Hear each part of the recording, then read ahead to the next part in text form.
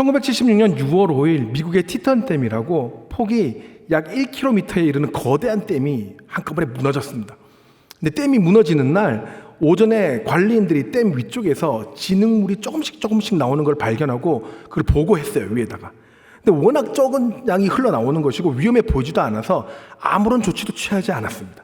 근데 2시간 후에 갑자기 구멍이 커지기 시작했고 그제서야 부랴부랴 막 불도저나 막 공사 도구를 가지고 왔으나 엄청난 물이 흘러나오면서 그 공사 도구들도 다 떠내려가 버렸고 1시에는 오후 댐이 갑자기 댐들이 갑자기 무너져 버렸어요. 싹 무너져 버렸어요. 그 결과 마을 2개가 흔적도 없이 휩쓸려 내려가 버립니다.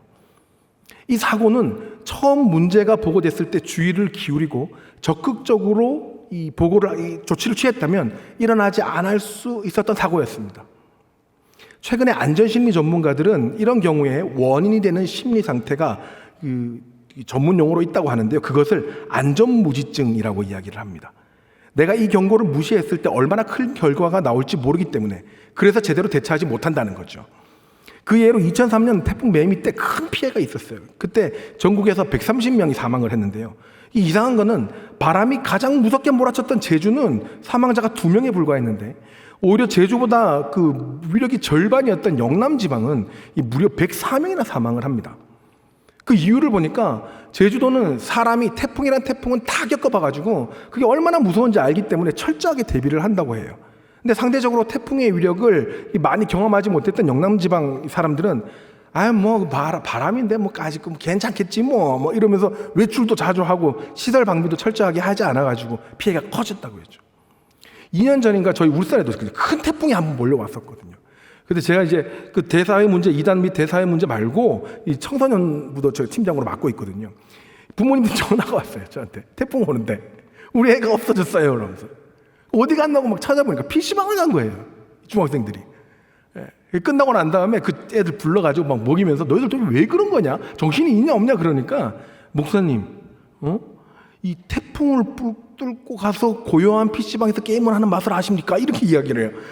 정말 다들 정신 빠져가지고 다 죽는 거예요, 다 죽는 거. 자기가 이게 얼마나 무서운 일인지 모르니까 이걸 안전무지증이라고 하는 거죠.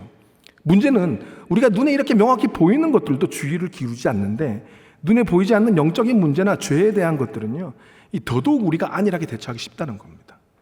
그 대표적인 것이 요즘 굉장히 시끄러운 차별금지법 문제예요.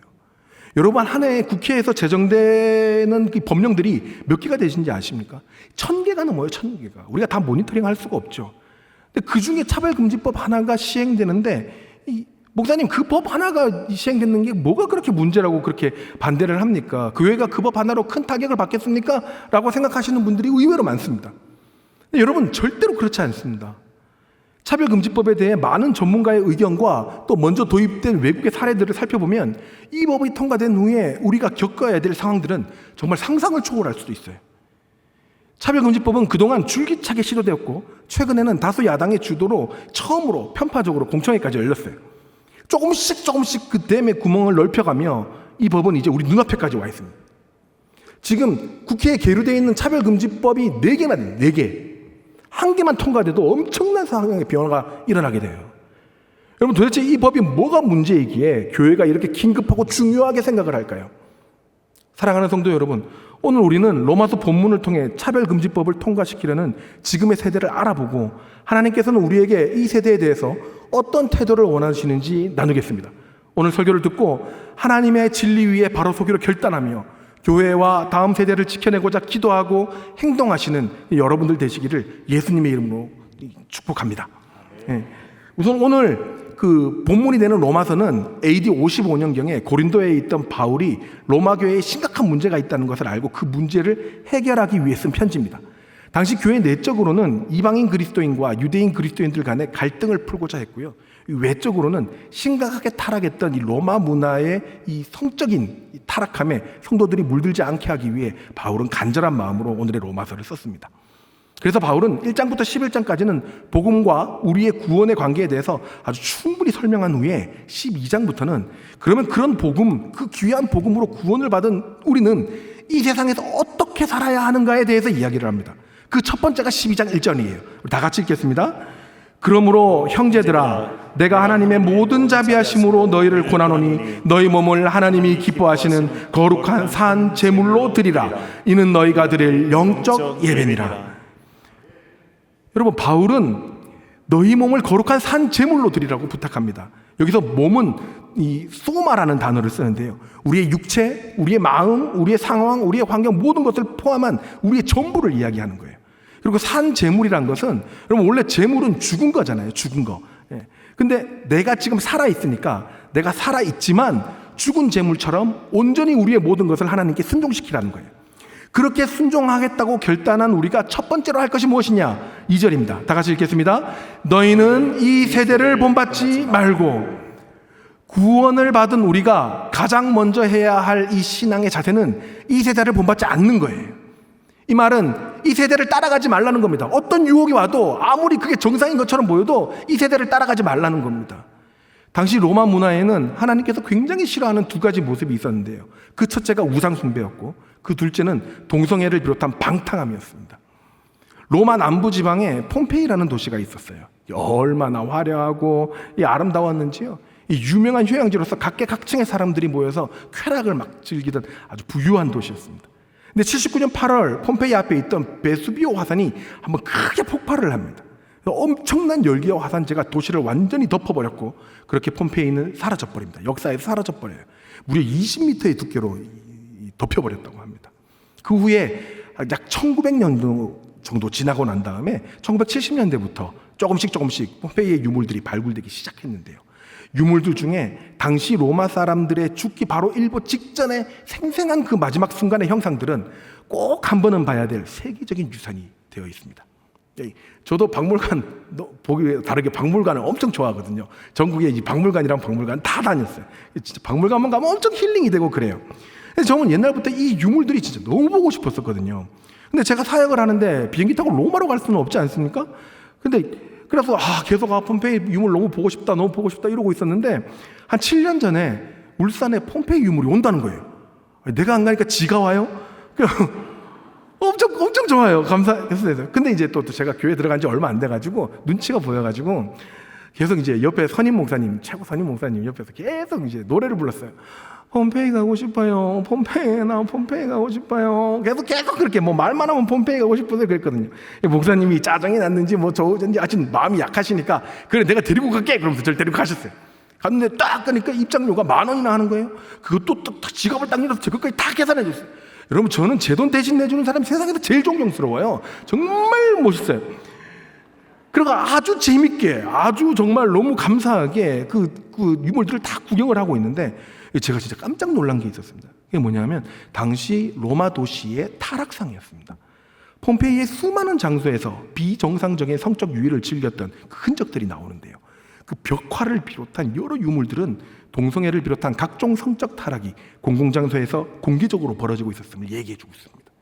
그뿐만이 아닙니다. 짐승의 창자를 보고 점을 치는 장복술, 이 점성술, 이런 미신과 각종 우상숭배에 시민들이 놀아나기 시작했고요, 거기 심취하면서 진리가 혼탁해졌죠.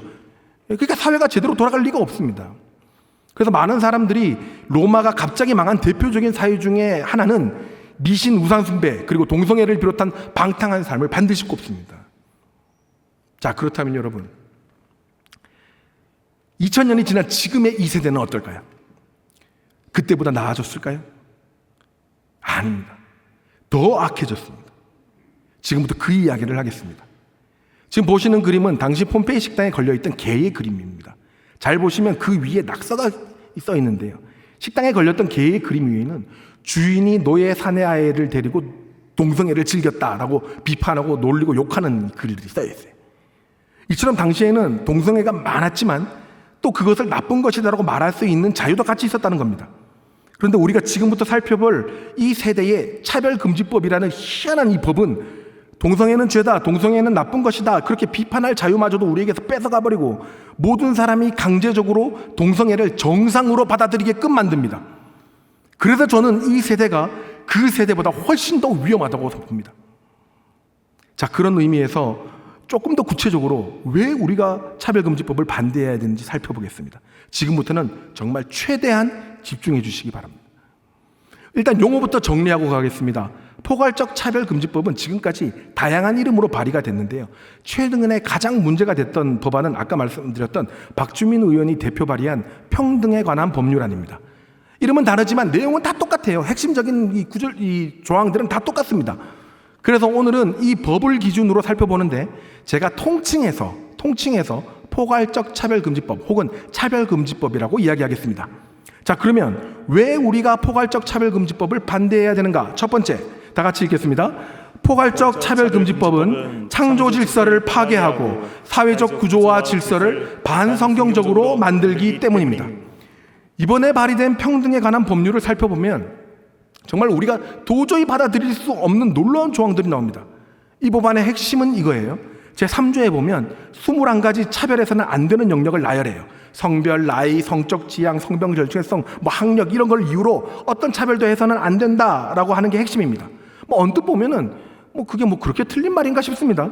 그런데 여러분, 법조문이라는 거는 단어 하나 차이로 우리 실생활에 어마어마한 다른 파급력이 생깁니다. 이 법조항 2조에 보면 1호에 성별에 대해서 새롭게 정의를 하는데요. 성별이란 여성, 남성 그 외에 분류하기 어려운 성을 말한다라고 하나를 더 붙여버린 거예요. 이 말은 이제껏 우리가 살아온 창조 질서를 정면으로 거부하는 거예요. 하나님은 사람을 남자와 여자로 창조했습니다. 우리 헌법도 36조에 혼인과 가족 생활은 개인의 존엄과 양성의 평등을 기초로 성립되고 유지된다라고 나와요. 양성, 남자와 여자죠. 남자와 여자 이 두 가지의 성으로 이루어진 게 인간사회라는 겁니다. 이게 창조 질서예요. 이게 우리가 살던 헌법의 질서입니다. 그런데 차별금지법에서 그 외에 분류하기 어려운 성이라는 것을 새롭게 규정하는 순간 우리가 흔히 말하는 비정상적인 무한대의 성의 종류를 다 정상으로 인정하고 보호하게 됩니다. 여기서 그 외에 분류하기 어려운 성이라고 했을 때 보통은 우리 트랜스젠더를 이야기하죠. 우리는 트랜스젠더를 남자에서 여자 혹은 여자에서 남자로 변환된 것, 바뀐 것이라고 생각을 하는데요. 정확한 개념은 내가 생물학적으로 가지고 있는 성과 내가 스스로 느끼고 있는 성이 일치하지 않을 때 그 상태의 모든 사람을 트랜스젠더라고 이야기를 합니다. 근데 이 트랜스젠더의 종류에는 여러분 처음 들어보셨을 거예요. 8가지가 넘는 성의 종류들이 있어요. 여러분 진짜 이름도 처음 들어봤을 거예요. 이름조차 생소한 안드로진, 뉴트로이스, 에이젠더, 젠더리스 이런 거 들어보셨습니까? 거기다 이 젠더마다 각각 성적으로 끌리는 대상들이 또 다 달라요. 그렇게 조합이 되면 이 성의 개수가 무려 70여 가지가 넘어요. 제가 우리 디자인 간사님한테 좀 디자인 좀 해달라고 부탁했는데 너무 많아요. 이게 앞으로 계속 무한대로 늘어날 거란 말입니다. 하나님의 창조 질서에 의하면 남자면 여자한테 끌리고 여자면 남자한테 끌리고 끝. 아주 간단 명료해요. 심플하죠. 그런데 젠더 이론에 의하면 지금은 70여 개, 그 조합은 앞으로 무한대로 그 성별이 늘어나게 되는 거예요. 이걸 다 인정해야 한다는 거예요. 자, 예를 들어 볼까요? 몇 년 전에 한 유명한 TV 프로그램에서 젊은이가 나와서 자신의 성을 이렇게 소개합니다. 저의 성은 호모 로맨스 에이섹슈얼 안드로진입니다. 여러분, 이게 성의 종류예요. 성의 종류. 저는 남성이고 제 아내는 여성이고 이 친구는 호모 로맨스 에이섹슈얼 안드로진 성이라요. 왜 이렇게 이름이 기냐? 여러분, 저는 커피 이름 긴 거 되게 싫어하거든요. 커피집에 가갖고 아메리카노 주세요, 라떼 주세요 이러면 되는데 무슨 돌체 카라멜칩 커피 프라푸치노 주세요. 이거 뭐야? 무슨 블렌디드? 근데 제가 너무 힘들어요. 그래서 제가 우리 유명 브랜드점에서 일하는 우리 자매를 불러가지고 이 이름이 왜 이 모양이냐라고 물으니까 목사님 그거 자꾸 섞어서 그래요. 섞은 거 다 이름 넣어야 돼서 그래요. 이렇게 이야기를 하는 거예요. 여러분, 그것처럼 성을 자꾸 섞어서 이름이 길어지는 거예요. 호모 로맨스 에이섹슈얼 안드로진이 무슨 말이냐면 내 안에 남성과 여성이 혼합돼 있고 정서적으로는 나와 같은 동성한테 매력을 느끼는데 육체적으로는 아무한테도 끌리지 않는 성. 환장을 자기가 자기 성을 막 섞어서 창조하는 겁니다. 그래서 이 사람이 자기 이름을 또 이렇게 소개해요. 자기는 인권운동가입니다. 요즘에 인권운동이 어디로 가고 있는지 절실히 보여주는 거죠. 문제는 이런 개념이 차별금지법에 의해 보호가 되기 시작하면 무서운 결과가 나온다는 겁니다. 자, 예를 들어 볼게요. 트랜스젠더 중에 바이젠더라고 있습니다. 바이젠더. 바이젠더는 남자와 여자 둘 다의 성이 혼합된 게 아니라 남자와 여자 둘 다의 성을 내가 온전히 가지고 있다고 생각하는 것을 바이젠더라고 이야기합니다. 그래서 상황이나 심리에 따라서 남자도 됐다가 여자도 됐다가 그렇게 바꿀 수 있는 성을 이야기하는 거예요. 자, 생물학적으로 여러분은 제가 봤을 때 제가 어디 여자 같은 구석이 있겠습니까? 저는 완벽한 남자입니다. 그런데 제가 바이젠더라고 칩시다. 제가 바이젠더라고. 저 안에 여자도 있고 남자도 있어요. 오늘 경산중앙교회 이게 정말 너무 귀한 강단이잖아요. 저로서는 도저히 설 수 없는 귀한 강단이잖아요. 여기 서니까 얼마나 떨리겠어요. 저 안 떨리는 것 같지만 진짜 엄청 떨고 있거든요. 지금 장난 아니에요. 지금 엄청 떨고 있는데 이 떨고 있는 다 끝나고 설교 다 끝나고 얼마나 피곤하겠습니까? 그래서 목욕탕을 가는 거예요. 사우나를 가는 거예요. 아, 오늘은 내가 너무 피곤해서 왠지 여자인 것 같아요. 이러면 저는 여탕에 들어가야 되는 거예요. 근데 문제는 주인은 차별금지법에 의해서 저의 여탕에 들어가는 것을 막을 수 없다는 겁니다. 여러분, 여탕에서 저를 만나면 감당하실 수 있겠습니까? 여러분, 식당에서 화장실에 가고 싶은데 내가 오늘 여자인 것 같아서 내가 여자 화장실 가야겠어요 하면 아무도 그거 말리지 못해요.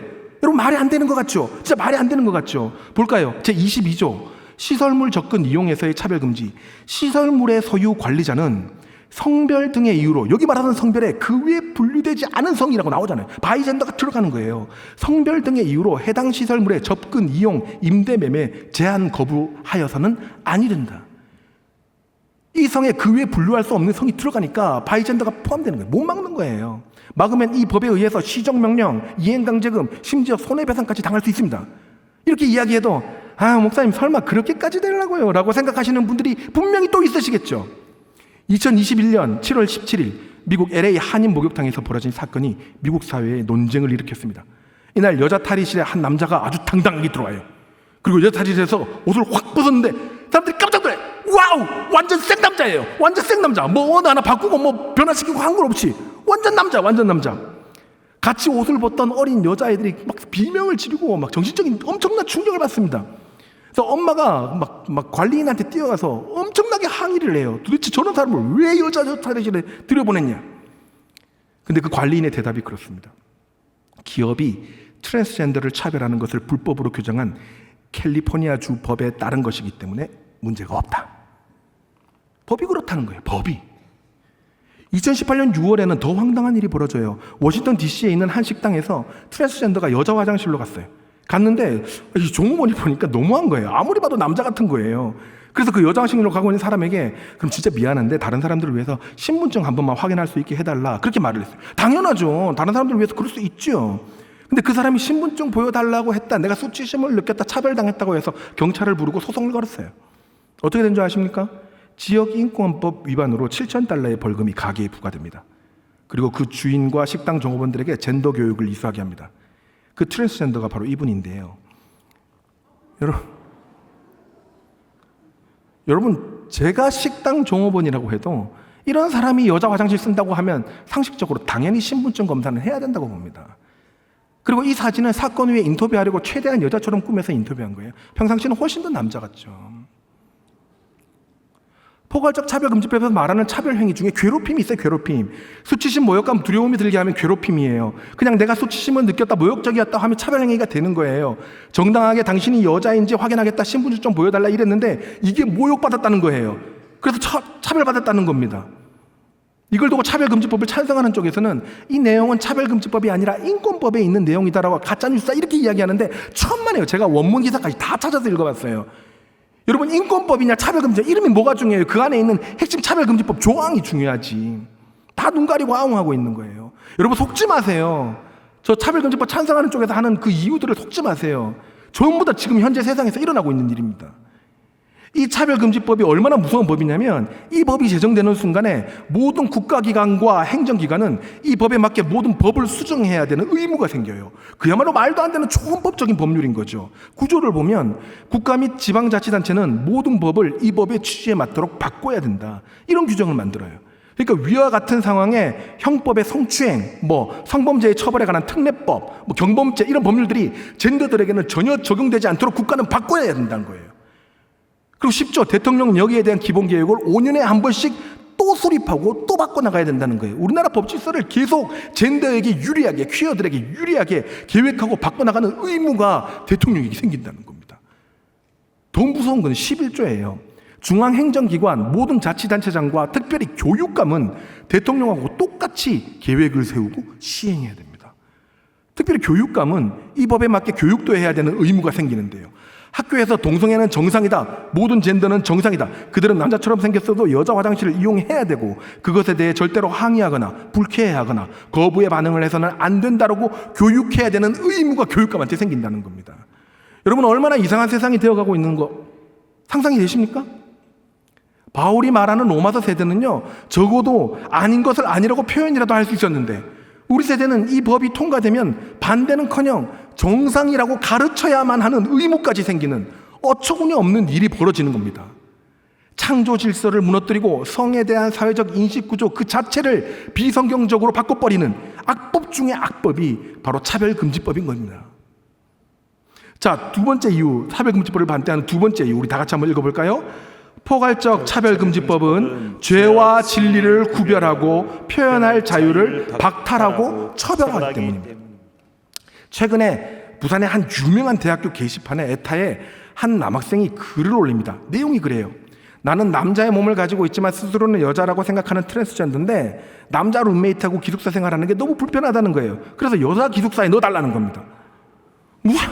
말도 안 되는 소리를. 수술도 안 나는 완전 생남자의 몸을 가진 트랜스젠더가 여자 기숙사 여자 룸메하고 쓰겠다는 겁니다. 그래서 엄청 논란이 됐어요. 여러분, 이 청년을 남자 기숙사에 배정하는 것이 차별입니까? 구별입니까? 구별이죠. 분별이고 구별이죠. 여러분, 우리는 차별과 구별을 정확하게 이해해야 됩니다. 우리가 지금 이 법에 반대하는 것은 사람을 인격적으로 차별하자는 얘기가 아니에요. 우리에게 건전한 상식에 따라 구별할 수 있는 자유, 죄와 진리를 구별할 수 있는 자유, 그리고 그것을 표현할 수 있는 자유를 박탈하지 말라는 겁니다. 이해되시죠? 그런데 이 차별금지법은 구별조차도 하지 마라, 표현은 더더욱 안 된다, 반대하는 것도 차별이다라고 해서 우리의 입과 행동을 틀어막고 있는 겁니다. 무엇으로 틀어막느냐? 유사처벌 규정을 둬요. 처벌할 수 있는 규정을 둡니다. 시정명령을 해요. 고쳐라. 근데 그 시정이 안 된다? 최대 3천만 원까지 이행강제금을 부과합니다. 근데 또 안 고쳐진다? 그럼 이행할 때까지 계속 3천만 원, 3천만 원, 3천만 원 부과할 수 있어요. 그리고 그 차별이 알고도 한 경우, 그거를 법적으로는 악의적인 경우라고 이야기하는데요. 고의적으로 내가 하는 말이나 행동이 차별금지법에 위반되는 것을 알면서도 차별하는 경우에는 최소 500만 원부터 손해배상을 청구할 수가 있습니다. 2000년 초반에 저는 서울에서 고시원 생활을 했어요. 당시 고시원은 4층으로 됐었는데요. 2층은 여성 전용이었고 3층, 4층은 남성 전용이었어요. 우리 남자들은 아무리 급해도 2층 화장실이나 샤워실은 얼씬도 못했습니다. 당연하죠. 그게 정상이죠. 근데 어떤 남자가 자꾸 2층 화장실하고 샤워실을 몰래 계속 연거푸 쓰는 거예요. 그래서 여자들이 굉장히 강력하게 항의를 했고요. 막 화가 이만큼 나신 주인 아주머니가 당장 그 남자를 쫓아내버렸어요. 근데 적반하장인 게 쫓겨나면서 그 남자가 뭐라고 했냐면 막 대드는 거예요. 아니, 화장실하고 샤워실을 남자 여자가 좀 같이 쓴다고 그럼 뭐가 문제냐면서 막 대드는 거예요. 아주머니가 갑자기 막 10원짜리 욕을 던지기 시작하는데요. 그 온유하신 분이 얼마나 욕이 막 찰지고 멋있던지 지시원으로 배우고 싶었습니다. 여러분, 저는 그 광경을 보면서 좀 그게 당연하다고 생각했어요. 누가 봐도 주인이 오라요. 그렇지 않습니까? 예? 근데 차별금지법이 통과되면 누가 봐도 남자인 사람이 와서 그렇게 이야기를 해요. 저는 남자지만 여자입니다. 예, 저는 마음은 여자예요. 그러니까 2층으로 방을 주세요 라고 말을 합니다. 주인이 안 됩니다, 받아줄 수 없습니다 라고 거부하는 순간 23조 주거시설 공급 이용에 의한 차별에 걸립니다. 그럼 이 여자라고 주장하는 남자는 차별받았다고 문제를 제기할 수가 있고요. 위원회는 시정명령을 합니다. 2층에 받아줘라 명령을 합니다. 그것을 아주머니가 거부할 경우에 이행강제금 최고 3천만 원까지 이행할 때까지 계속 거부할 수 있어요. 계속 부과할 수 있습니다. 그리고 그 여자라고 주장하는 남자는 정신적인 손해배상 최소 500만 원 이상을 청구할 수 있습니다. 아주머니 울며 겨자 먹기로 그 남자를 2층에 받아들일 수밖에 없죠. 그럼 거기 살던 여자들은요, 다 나가는 거죠. 다 망하는 거예요. 여러분, 또 설마라고 생각합니까? 이런 경우에 실제 사례는요, 이 차별금지법이 이미 시행된 나라에서 얼마든지 찾을 수 있습니다. 동성결혼을 축하한다라는 메시지를 케이크에 써달라는 주문을 신앙 양심의 자유로 거절했다가 1억 6천만 원의 손해배상을 당했는데 6년간의 소송 끝에 무죄로 인정받은 잭 필립스 케이스, 동성결혼에 쓰이는 꽃을 팔지 않아서 $1,000의 벌금을 받은 워싱턴의 벨로렐 케이스, 그 외에도 직장에서 동성애가 싫다고 했다가 징계받은 케이스, 동성애 전환 상담을 했다가 면허가 박탈된 의료인 케이스, 수없이 많은 해외의 사례들이 지금도 생겨나고 있어요. 이 말은 이제 처벌이 무서워서, 이행강제금이 무서워서 억지로 따라가게 되는 그리스도인들의 케이스도 늘어가고 있다는 겁니다. 여러분, 그러면 이렇게 강제적으로 이 세대를 따라가게 하는 차별금지법에서 가장 기본적 신앙 공동체인 교회와 가정은 안전할까요? 아니, 절대 안전하지 않습니다. 오히려 가장 안전하지 않아요. 보세요. 교회는 동성애가 죄다 나쁘다라고 말하면 차별금지법에 위배된다는 것을 알면서도 성경의 진리니까 그걸 말할 수밖에 없잖아요. 그러면 손해배상 청구를 받는다는 겁니다. 이렇게 이야기를 하니까 차별금지법 찬성하시는 분들이 절대로 그렇지 않다고 이야기를 해요. 왜냐? 이 차별금지법이 적용되는 영역을 딱 4군데로 한정했기 때문이다, 이렇게 이야기를 합니다. 그러면서 3조 1항을 이야기해요. 고용, 재화 용역의 공급 이용, 교육기관, 법령 정책의 집행, 이 4영역에서만 이 차별금지법이 적용되니까 교회에서 설교로 뭔 말을 하든 처벌받지 않습니다라고 말을 해요. 여러분, 제가 이 말 듣는데 진짜 너무 어이가 없어요. 제가 이 차별금지법 공부하면서 100번은 읽었을 거예요, 100번은. 근데 이거를 처음부터 한 번이라도 다 끝까지 읽어본 사람이라면 절대 그런 소리 하면 안 됩니다. 왜냐? 법률 안에 보면 제1조가 있어요. 1조가. 그 1조는 그 법이 앞으로 나아갈 방향과 그 법의 해석의 지침이 되는 게 1조예요. 그 1.2, 이 법의 제1조가 뭐라고 나오느냐? 1조, 목적이에요. 목적. 이 법의 목적, 제1조 목적. 이 법은 정치적, 경제적, 사회적, 문화적 생활의 모든 영역에서 차별을 금지하는 것을 목적으로 한다. 첫 줄에 나와요. 여기 정치, 경제, 사회, 문화적 생활의 모든 영역, 여기 교회가 들어갈까요? 안 들어갈까요? 들어가죠. 가정은 들어갈까요? 안 들어갈까요? 반드시 들어가게 됩니다. 그럼 뭡니까? 여러분, 법 제정보다 개정이 훨씬 쉬운 거는 법을 아는 사람이면 누구나 다 아는 거예요. 지금 당장 구체적으로 조문을 만들어 놓지 않았다고 하더라도 이 법이 통과되는 순간에 반드시 개정을 통해 우리 삶의 모든 영역에 이 법이 시행되게 할 겁니다. 이 법이 만들어진 목적 자체가 그렇기 때문이에요. 2019년 미국에서 발생한 사건입니다. 제프리 영거라는 남자는 당시 7살 아들이 있었는데요. 아들이 3살 때 여자 드레스를 입었다는 이유로 엄마가 성전환 호르몬 시술을 시키려고 한 겁니다. 여러분, 저도 어릴 때 이 엄마 화장 막 이렇게 하다가 엄마 등짝 엄청 맞은 적이 있었어요. 그럼 저도 그때 호르몬 시술을 받았어야 됩니까? 제가 여자가 됐어야 됐어요, 지금? 근데 거기에 아빠가 반발을 했어요. 아니다! 우리 아이는 남자다! 라고 강하게 반대를 했는데 법원에서 오히려 아빠의 양육권을 박탈합니다. 그리고 2심에서 겨우 공동 양육권을 다시 받았고 지금도 소송 중에 있어요. 문제는 법원의 명령이에요. 1심 법원이 뭐라고 한 줄 아세요? 아빠의 양육권 박탈과 함께 아들을 더 이상 남자로 부르지 말라라고 명합니다. 그리고 젠더 정체성에 관한 수업을 들을 것을 명령해요. 어이가 없죠. 2016년 기사입니다. 유럽에서 어린이들의 성전환 호르몬 치료가 급속하게 는다는 기사예요. 이 중에 영국은 2010년에 97명이었던 어린이 성전환 치료자가 2016년이면 1,500명 가까이 늘었다고 해요. 불과 5년 만에 1,500%가 는 거예요. 여러분, 지금 여기 나오는 어린이는 유치원생부터 초등학교 저학년까지거든요. 여러분, 걔네들 세워놓고 나는 여자가 아니라고 생각하는 사람 손들어 보세요. 그러면 분명히 손드는 애들이 있어요. 나는 로봇가 좋아요. 난 남자인 것 같아요. 이런 애들 분명히 있다고요. 그럼 걔네들 전부 다 성전환 치료 시키는 겁니다.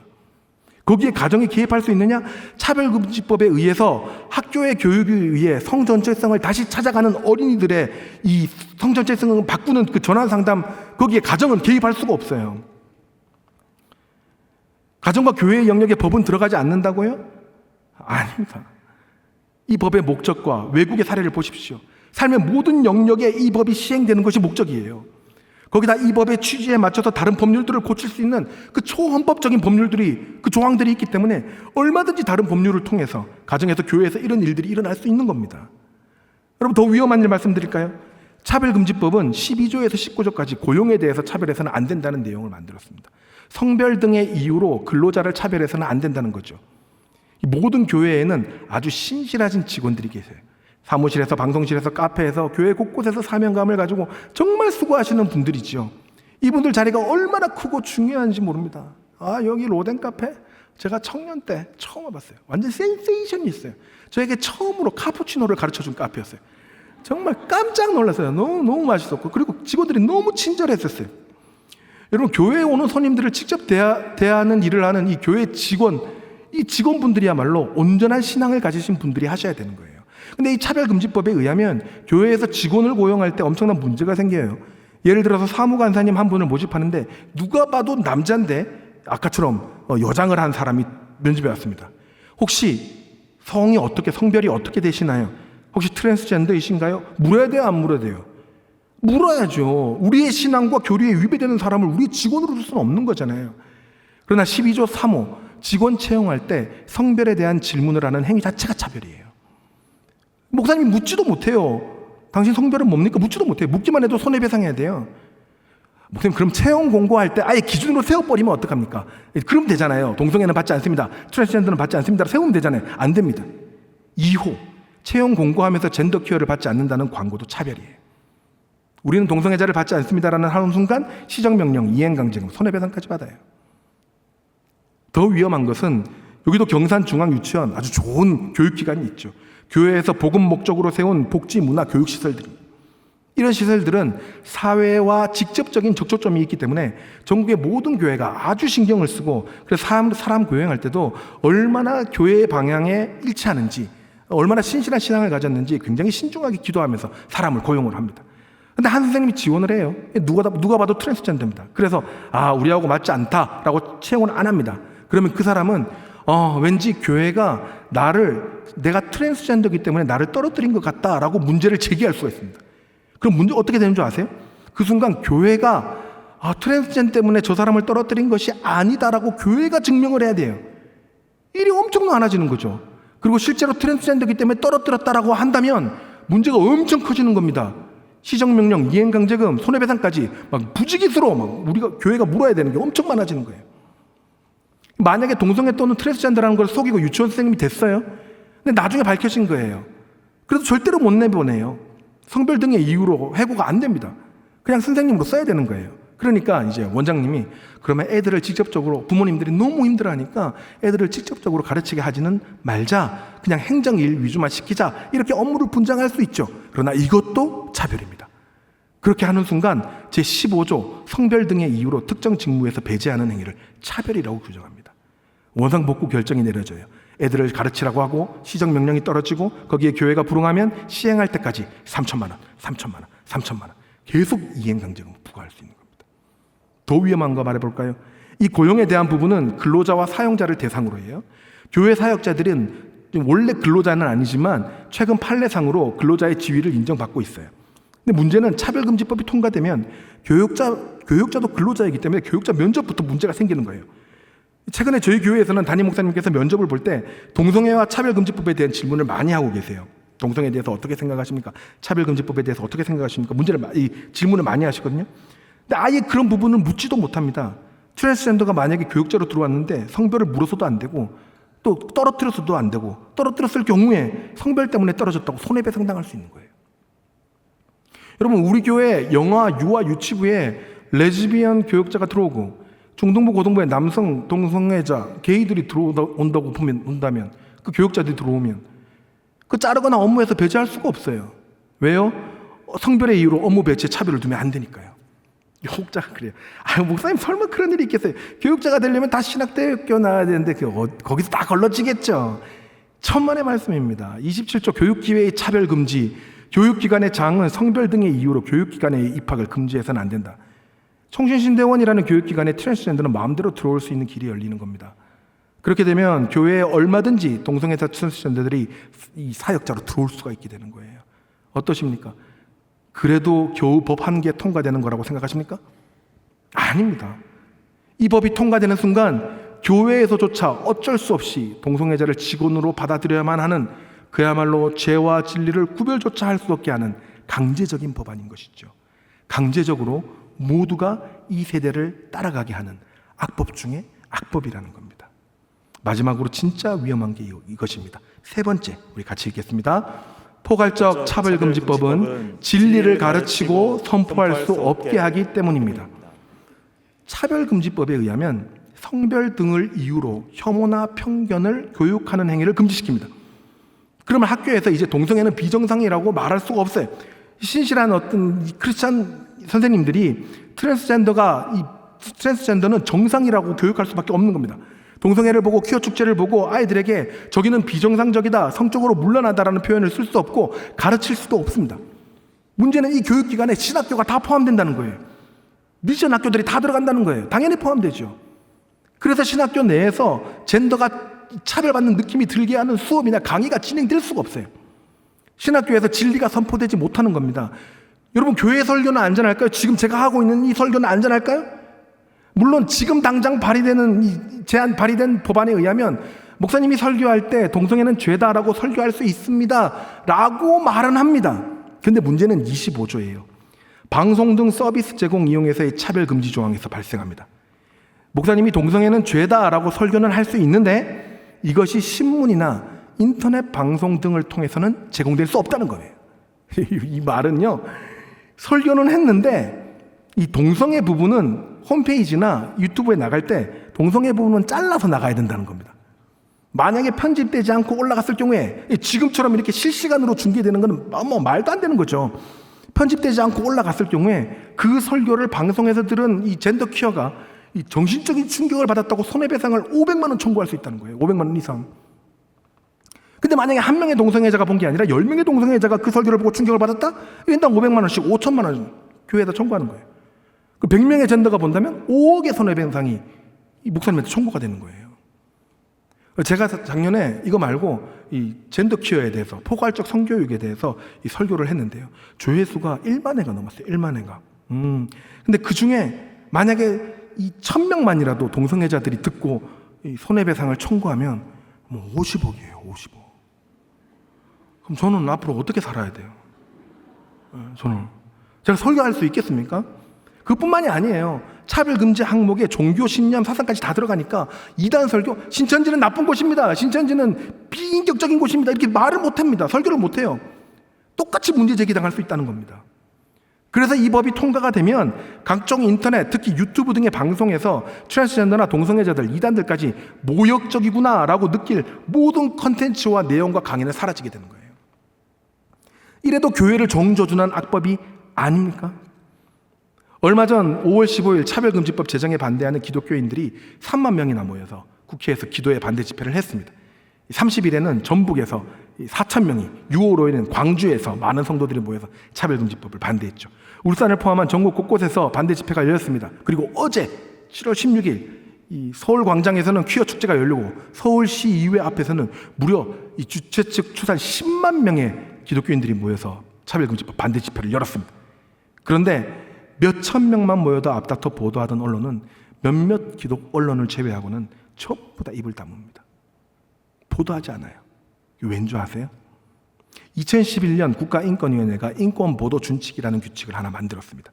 이 준칙 8장에 보면 성소수자의 인권 부분이 나오는데요. 성적 소수자를 비하하는 표현이나 타락한 것이라는 뉘앙스를 담지 않는다라고 명시해요.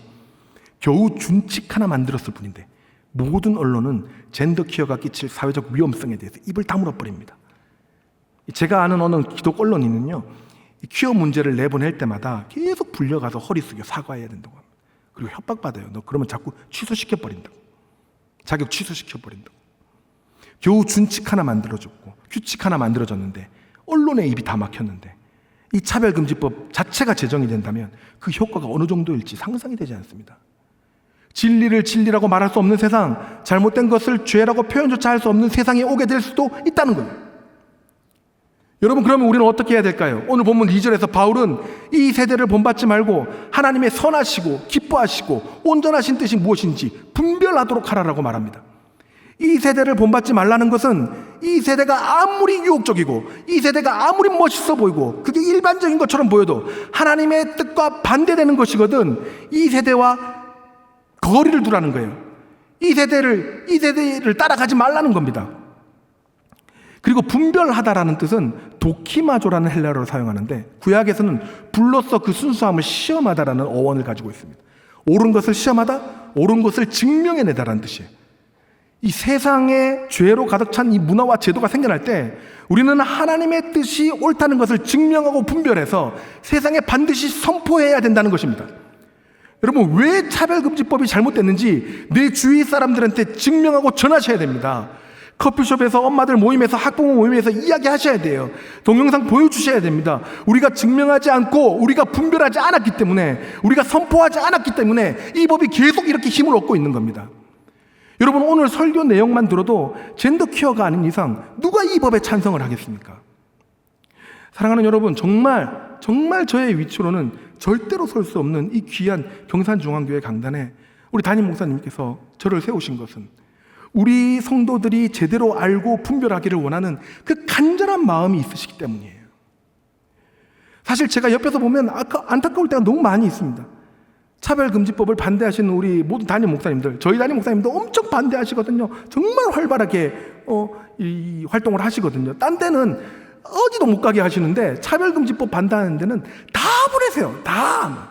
저희들 막 전교역자 신방하다가도 차별금지법 비슷한 게 막 시의회에서 제정된다 그러면 저는 다 신방 그만두고 교회 모여 이러고 저는 다 교회 모여가지고 전부 다 막 사복으로 갈아입고 가갖고 막 반대 시위하고 막 그랬어요.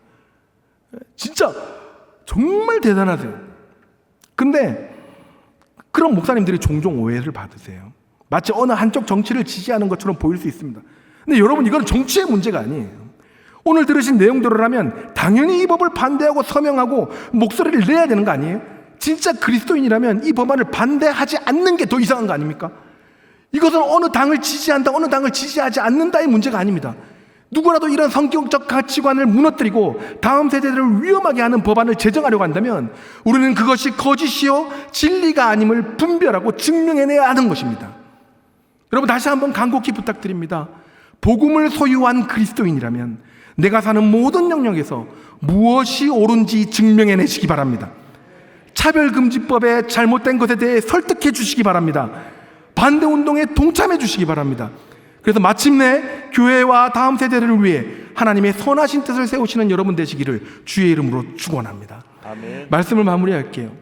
2007년 3월이었습니다. 당시 가격으로 400억이나 하던 한국의 주력 전투기 KF-16 한 대가 서해 바다로 그대로 꼬꾸라져 박혀버립니다. 원인을 살펴보니까 엔진을 잡아주는 한 부품이 떨어져 나갔고 그로 인해 추락했다고 합니다. 문제는 사고가 일어나기 7년 전부터 기술 고문이었던 미국 공군이 새 제품으로 교환을 하라고 보고서를 계속 보냈어요.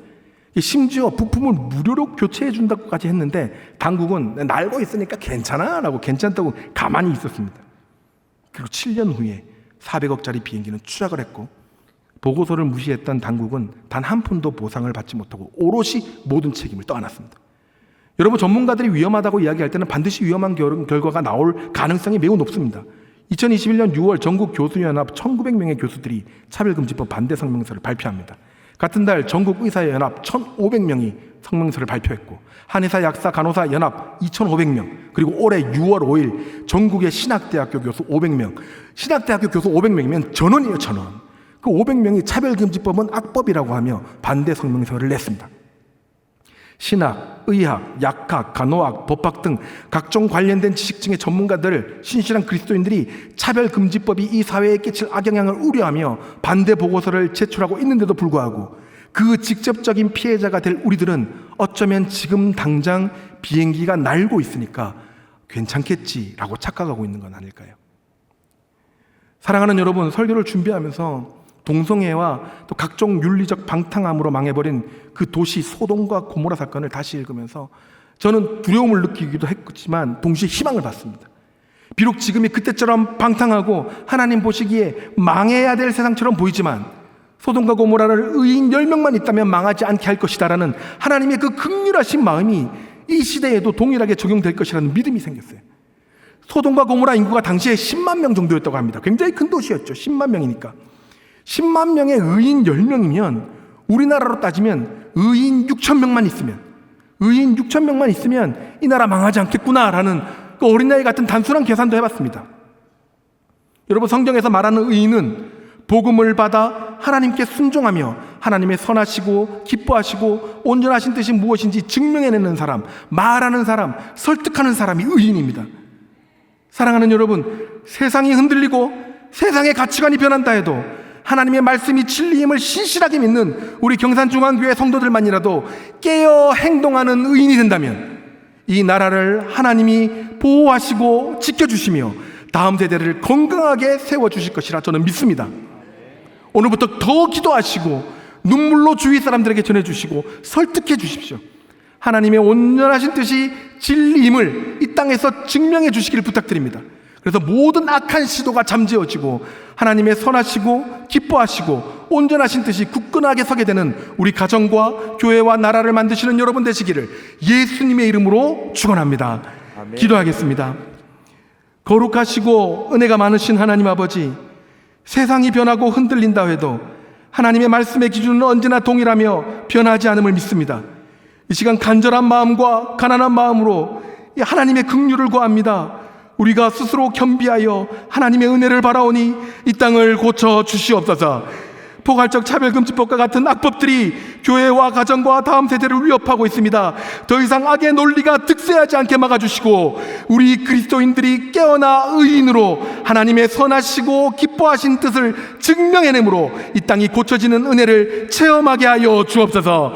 예수님의 이름으로 기도드립니다. 아멘.